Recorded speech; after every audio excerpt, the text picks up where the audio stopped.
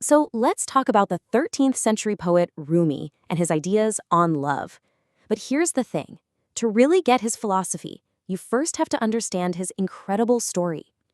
And this quote, it just nails the heart of Rumi's whole journey. He believed that we're all kind of like a candle, and our purpose is to be completely consumed by the flame of divine love. It's this process of annihilation, not in a bad way, but in a way where the old self, that shadow, just completely disappears. This idea of a total, radical transformation, that's the key to understanding everything that happened to him. All right, so to really get this, we have to go back to the beginning and look at the man Rumi was before his world was set on fire. You see, before he was the mystic we all know today, Jalaluddin Muhammad Rumi was a totally different guy. Think of him as a celebrated scholar, a man of Islamic law whose entire life revolved around books, logic, and the intellect. But a single encounter was about to put him on a completely new path, one that wasn't guided by the mind, but by the heart. The spark for all this change was a person. So picture this. Rumi is in the middle of a lecture, and this mysterious, wandering mystic named Shams of Tabriz just walks in and disrupts everything. And this wasn't just a simple interruption. It was basically a spiritual earthquake. And Rumi's reaction? It's just so human, you know? When Shams points to his precious books and asks what they are, Rumi is just dismissive, full of that academic pride. He pretty much says, "This is way over your head," having no clue that his entire universe is about to get flipped inside out. And then, as the story goes, the impossible happens. The books just burst into flames. As a totally stunned Rumi stares, Shams just calmly echoes Rumi's own words right back at him. But now they had this profound new meaning. He's showing him, hey, there's a whole other kind of understanding, a fiery, direct experience that you will never ever find in books. This single event completely changed the game, revealing a new path for Rumi, what he would later call the religion of love. So what was this new path? It was Sufism, which Shams introduced to Rumi. Now, this wasn't some new religion, it was a mystical path within Islam. The whole goal shifted from just learning about God from books to actually directly experiencing God's love right in your own heart.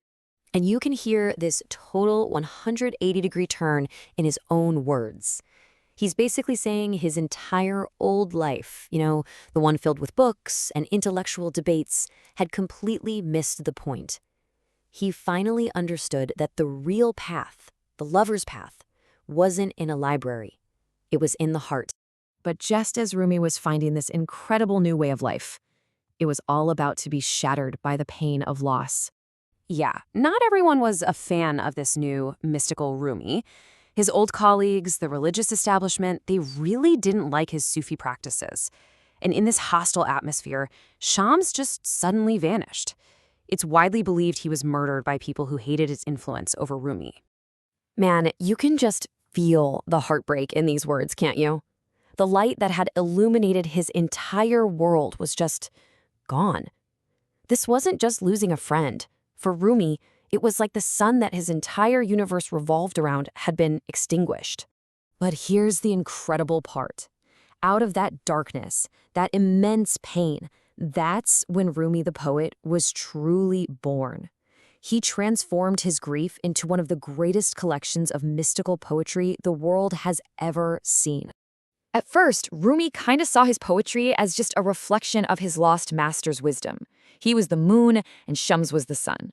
But through the very act of writing, of creating, Rumi began to absorb that light. And eventually, he transformed from just a reflector into a beacon of light all on his own. And this whole evolution led him to write his absolute masterpiece, the Masnavi. And this wasn't just a book of emotional poems anymore.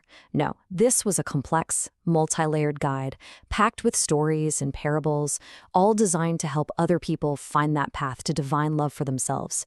He had become the teacher. So what's the big idea here? What's the core of Rumi's philosophy? Well, he explains it perfectly in one of his most famous stories. Okay, so the story is about this guy named Majnun, who is famously madly in love with a woman named Layla. He goes on and on about her beauty so poetically that the king just has to see her for himself. But when Layla is finally brought to the court, the king's just like, this is it? She looks pretty ordinary. And Lila's response is just perfect. She tells the king that the problem isn't her. The problem is his perception. To see her true beauty, he'd have to look at her through the eyes of someone who absolutely adores her. He would need Majnun's eyes. And boom, that's it. That is the heart of Rumi's teaching. Love isn't just a feeling you have for one person. It's a way of seeing. It's about looking at the entire world, all of creation, with the same deep adoration that Majnun has for Layla. That is divine love. And that powerful idea is what has created such an enduring legacy for Rumi. I mean, look at how this spread. Right after he died, his followers started the Mevlevi Sufi order. His writings then spread all across the Islamic world, eventually made their way to the West, and today he is one of the most widely read poets on the entire planet. And maybe this is why he's still so beloved. He offers his work as a kind of refuge.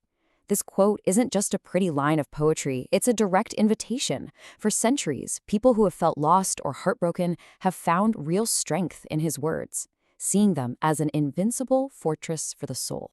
So, we'll leave you with this question, turning Rumi's whole philosophy back on ourselves. His great lesson is that love is a choice, a mode of perception. So the challenge he leaves us with is this. In your own life, what part of the world, what person, what idea could you start to see differently if you just chose to look at it with the eyes of Majnun?